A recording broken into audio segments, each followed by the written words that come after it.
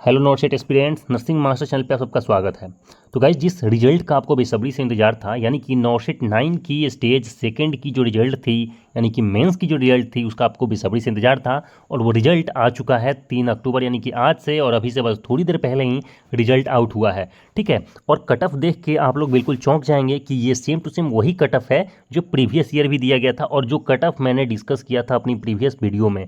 ठीक है, यानी कि प्रीवियस वीडियो में जो एक्सपेक्टेड कट ऑफ बताई थी मेंस के लिए, सेम टू सेम एग्जैक्ट वही कट ऑफ आई हुई है। आप वीडियो जाके चेकआउट कर लीजिएगा। बट यहाँ पे सबसे बड़ा सवाल ये है कि क्या आपने कट ऑफ तो क्लियर कर लिया है, बट क्या आपकी कट ऑफ क्लियर करने से आपको एक सीट मिल जाएगी क्या एम्स में या किसी और अदर हॉस्पिटल में? और इसका जवाब है बिल्कुल नहीं। आपकी कट ऑफ क्लियर करने से आपको सीट नहीं मिलने वाला, क्योंकि यहाँ पे 14,000 लोगों को सिलेक्ट किया गया है। 14,000, और 14,000 सीट तो है नहीं, तो फिर आपको कैसे मिल सकता है? मैं आगे सारी चीज़ों पे बात करने वाला हूँ कि आपके पास कितने नंबर आ रहे होंगे, उस बेसिस पे आपको हॉस्पिटल मिल जाएगा। ठीक है, और आपकी मेरिट लिस्ट में नाम आ जाएगी। बहुत डिटेल्स में बात करने वाला है इस चीज़ पे, तो ध्यान से समझ लीजिएगा सारी चीज़ों को। ठीक है, उसके बाद बहुत सारे ऐसे लोग हैं जो डॉक्यूमेंट वेरिफिकेशन में भी रिजेक्ट होने वाले हैं, तो डॉक्यूमेंट्स को भी प्रिपेयर कर लीजिएगा। उसको हम नेक्स्ट टॉपिक में बात कर लेंगे कि क्या क्या डॉक्यूमेंट्स आपके लगेंगी। बट सबसे पहला सवाल ये है कि आपको कितने नंबर चाहिए होंगे, जिस बेसिस पे आप काउंसलिंग अगर कर रहे हो तो आपका रिजल्ट आएगा, आपकी नाम आएंगी मेरिट लिस्ट में, आपको हॉस्पिटल मिलेगा या नहीं। ठीक है, तो उससे पहले हम बात कर लेते हैं कि आपके पास काउंसलिंग के लिए कौन कौन सा हॉस्पिटल अवेलेबल है एम्स के अलावा। बिकॉज यहाँ पे एम्स के अलावा बहुत सारे ऐसे हॉस्पिटल्स हैं जो नॉट सेट 9 के थ्रू ही अपनी काउंसलिंग कराने वाले हैं। ठीक है, जिसमें कि आप पहले देख सकते हैं यहाँ पे एम्स तो है ही, साथ में एक BMMC हॉस्पिटल है, सफदरजंग हॉस्पिटल। देखिए BMMC एंड सफदरजंग जो हॉस्पिटल है वहाँ पे भी काउंसलिंग कर सकते हो। ठीक है, न्यू दिल्ली में जो कि है। उसके बाद है Jawaharlal institute of post graduate and medical education and research, that is JIPMER. तो जिपमर में भी बहुत अच्छी खासी सीट रखी गई हैं, तो यहाँ भी आप नर्सिंग ऑफिसर के पोस्ट पे अपनी काउंसलिंग कर सकते हैं। उसके बाद है employees state insurance corporation, that is ESIC में भी आप अपनी काउंसलिंग कर सकते हो। ठीक है, साथ में और भी हॉस्पिटल हैं जैसे कि RIMS है इम्फाल। ठीक है, RIMS में भी है। उसके बाद अगर हम बात करें तो national institute of tuberculosis and respiratory disease, that is NITRD, यहाँ भी अपनी काउंसलिंग कर सकते हैं। यहाँ भी नर्सिंग ऑफिसर की पोस्ट है जो कि नॉट सेट 9 के थ्रू ही काउंसलिंग होने वाली है। ठीक है, उसके बाद बात करें तो ऑल इंडिया इंस्टीट्यूट ऑफ जो फिजिकल मेडिसिन एंड रिहेबिलिटेशन जो AIIPMR है, ये भी एक हॉस्पिटल है सेंट्रल गवर्नमेंट की। सारी हॉस्पिटल सेंट्रल गवर्नमेंट की है जहाँ पे आप काउंसलिंग कर सकते हो। ठीक है, मेंस की स्कोर के बेसिस पे। ठीक है, ये मुंबई में है। इसके बाद अगर हम बात करें तो central institute of psychiatry, that is CIP, यहाँ पे भी आप अपनी काउंसलिंग कर सकते हो। ठीक है, रांची में जो कि सिचुएटेड है। तो इतनी सारी हॉस्पिटल्स है जहाँ पे आप अपनी काउंसलिंग कर सकते हो स्टेज 2 के बेसिस पे। ठीक है, जो कि एम्स के अलावा इतनी सारी हॉस्पिटल्स हैं। जो भी हॉस्पिटल्स आपके लोकेशन में हो या फिर जो भी हॉस्पिटल्स आपकी फेवरेट हो, आप वहाँ पे काउंसलिंग फर्स्ट प्रेफरेंस में आप उसी चीज़ों को डाल सकते हैं। ठीक है, तो ये तो चीज़ रहेगी कितनी हॉस्पिटल्स हैं। आगे हम बात करने वाले हैं कि क्या कट ऑफ गया है। ठीक है, उससे पहले हम समझ लेते हैं रिजल्ट कैसे चेक करना है। आपको पहला यहाँ पे सीरियल नंबर मिल जाएगा, यहाँ पे आपको अपने रोल नंबर देखने को मिल जाएगा।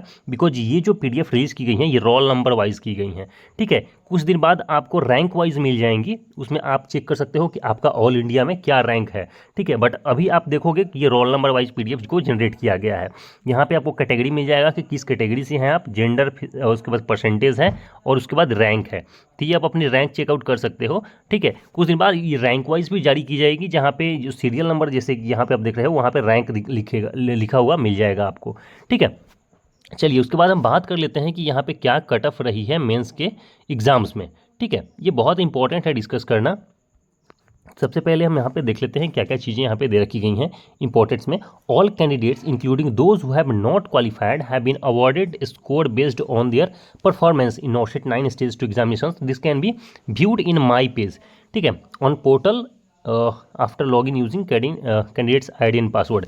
इट मीन्स जितने लोग भी एग्ज़ाम दिए थे मेंस का, उनका अगर इस लिस्ट में नाम नहीं आया है और वो अपना स्कोर चेक करना चाहते हैं, ठीक है, चाहे उनका इस लिस्ट में नाम हो या ना हो, आप अपना अगर स्कोर चेक करना चाहते हैं तो कैंडिडेट्स की ID और पासवर्ड से आप माई पेज पे चले जाइएगा। वहाँ पे जाके आप लॉगिन कर लीजिएगा और आपको आपका स्कोर दिख जाएगा। क्योंकि ये जो PDF है ये सिर्फ सिलेक्टेड लोगों के लिए है, जिन लोगों को सिलेक्ट किया गया है मेंस में, सिर्फ उन्हीं का यहाँ पे नाम मेंशन है। बट अगर आपका नाम नहीं है तो आप माई पेज पे जाके चेकआउट कर सकते हैं। ये चीज़ें यहाँ पे लिखी गई हैं। अब हम बात कर लेते हैं कि क्या कट ऑफ रहा है तो आप देख सकते हैं वहाँ पे जो अनरिजर्व कैटेगरी है या फिर ईडब्ल्यूएस कैटेगरी है, इनकी जो परसेंटेज कट ऑफ है वो 50% गई है। मैंने प्रीवियस वीडियो में बताया था आपको, मेंस की जो कट ऑफ होती है वो परसेंटाइल में नहीं जाती है, परसेंटेज में जाती है, और ये हमेशा से चलता आया है कि परसेंटेज में ही कट ऑफ होगी। तो आप यहाँ पे ध्यान से देख सकते हो कि अगर यूआर और ईडब्ल्यूएस की कट ऑफ 50% है, इसका मतलब है कि जो कट ऑफ गया है नंबर में वो 80 नंबर गया है। टोटल नंबर कितने का एग्जाम हुआ था? 160, और 160 में आपका 80 नंबर आया है, इनकी 50% आया है, तो आपका कट ऑफ क्लियर हो गया है यूआर और ईडब्ल्यूएस का। ओबीसी की बात करें तो यहाँ पे 45% यानी कि 72 नंबर के आसपास आया है और आपका कट ऑफ क्लियर हो गया है।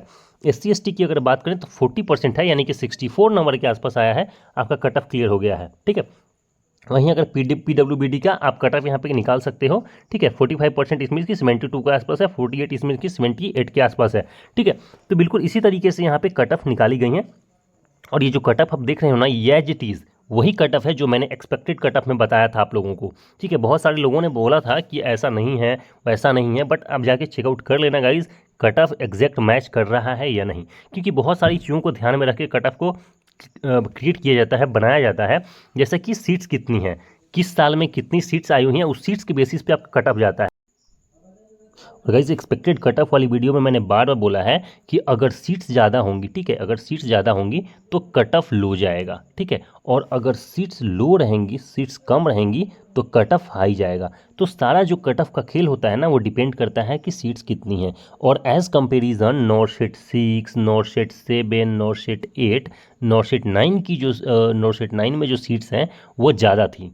ठीक है, तो नॉर्सेट 9 में अगर सीट ज़्यादा है तो कट ऑफ लो जाएगा। बट ये जो आप कट ऑफ देख रहे हो यहाँ पे, ठीक है, कट ऑफ अगर पॉसिबल होता तो इससे भी लो चला जाता, बट क्योंकि ये एम्स का रूल है कि इतने से कट ऑफ से कम नहीं जा सकता, ये एम्स का रूल है। ठीक है, कि अनरिजर्व ईडब्ल्यूएस कैटेगरी की 50% से कम नहीं जाएगा, ओबीसी की 45 से कम नहीं जाएगा, SC/ST की 40 से कम नहीं जाएगा, ये एम्स का ही रूल है। इस वजह से कट ऑफ यहीं पे रुक गई है। ठीक है, हालांकि आपको कितने नंबर पे सीट्स मिल जाएगी, कितने नंबर पे एम्स में मिल जाएगा, वो भी मैं आगे चर्चा करने वाला हूँ। ठीक है, तो ध्यान से समझ लीजिएगा चीज़ों को। दूसरी चीज़ जो मैंने बताई थी आपको प्रीवियस वीडियो में कि नॉर्सेट 9 में कितने लोगों को सिलेक्ट किया जाएगा मेंस एग्जाम्स में। ठीक है, जहाँ पे मैंने बताया था कि लगभग 12,000 प्लस लोगों को सिलेक्ट किया जाएगा एज पर जितनी की सीट्स हैं उसके कंपैरिजन में। और आप यहाँ पे क्लियर देख सकते हो कि लगभग 14,000 के आसपास, यानी कि 13,996, 14,000 के आसपास लोगों को यहाँ पे सिलेक्ट किया गया है। और इन सारे लोगों का डॉक्यूमेंट वेरिफिकेशन होगा, तो डॉक्यूमेंट वेरिफिकेशन में बहुत सारे लोगों को रिजेक्ट किया जाएगा। उसके बाद आपकी मेरिट लिस्ट बनाई जाएगी, उसमें कितने लोग सिलेक्ट होंगे उस पर भी हम आगे चर्चा करने वाले हैं। तो बात करें कि देख सकते हो आप मेल कैटेगरी में 4,244 लोगों को सिलेक्ट किया गया है, और फीमेल कैटेगरी में 9,726 लोगों को सिलेक्ट किया गया है। मेल PWBD की बात करें तो 9 लोगों को सिलेक्ट किया गया है। ठीक है, थर्ड जेंडर में यहाँ पे कोई नहीं। फीमेल PW की बात करें तो 17 लोगों को सिलेक्ट किया गया है, और टोटल 13,996 यानी कि ऑलमोस्ट 14,000 लोगों को यहाँ पे सिलेक्ट किया गया है।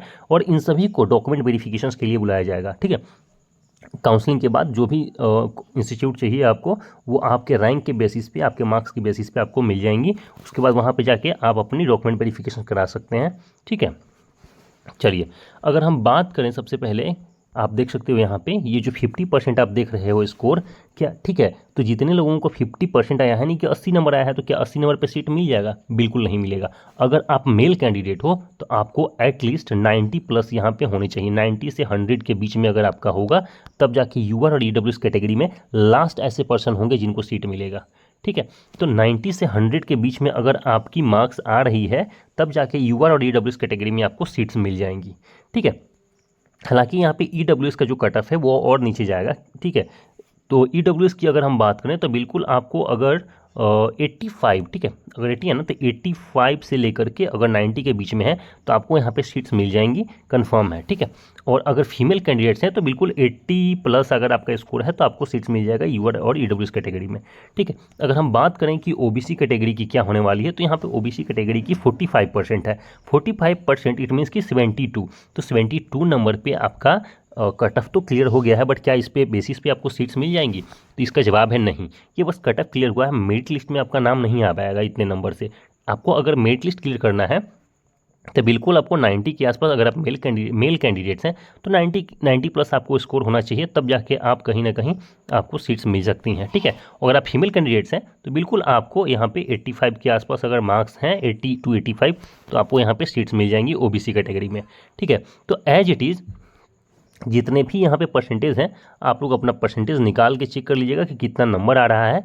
उसके बाद यहाँ से 10 से 15 नंबर और ऐड कर लीजिएगा। ठीक है, ठीक है, 10 to 15 नंबर और यहाँ पे ऐड कर लीजिएगा। अगर उतना मार्क्स आपका आ रहा है तो बिल्कुल आपको यहाँ पे सीट्स मिल जाएंगी। ठीक है, तो सीट्स का कुछ इस तरीके, क्योंकि लास्ट टाइम भी ऐसा ही देखा गया था, कट ऑफ के बेसिस पे आपको सीट नहीं मिलेंगी जब तक कि आप मेरिट लिस्ट क्लियर नहीं करोगे। ठीक है, बाकी आपका कोई सवाल हो तो आप कमेंट बॉक्स में कमेंट कर लेना कि कितने नंबर आपको आ रहे हैं स्कोर कार्ड चेक करके, तो मैं आपको कंफर्म बता दूंगा कि आपको कितनी सीट्स मिलने वाली है कहाँ पे। ठीक है, और आप अपने हॉस्पिटल, कौन सा हॉस्पिटल से आपका चॉइस है, किस हॉस्पिटल्स में आप भरने वाले हो, वो भी मेंशन कर देना कमेंट्स में। ठीक है, चलिए सारी चीज़ें तो क्लियर हो गई। उसके बाद अगर हम बात करें कि कब तक आप अपनी काउंसलिंग कर सकते हो, तो यहाँ पे काउंसलिंग का डेट आपको देख सकते हो 13 अक्टूबर से लेकर के 20 अक्टूबर तक, 20 अक्टूबर को शाम के 5 बजे तक आप अपनी काउंसलिंग यहाँ पे कर सकते हैं।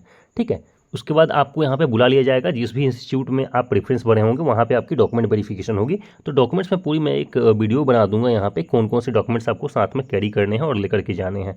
ठीक है, तो बाकी इस वीडियो में इतना ही रखते हैं गाइस। कोई और डाउट्स हो आप कमेंट बॉक्स में कमेंट कर लेना, वीडियो बहुत इंपॉर्टेंट है। ठीक है, तो शेयर जरूर कर देना सब लोगों के पास, ताकि सब लोग इससे अवेयर हो जाए। Thank you so much guys, thank you.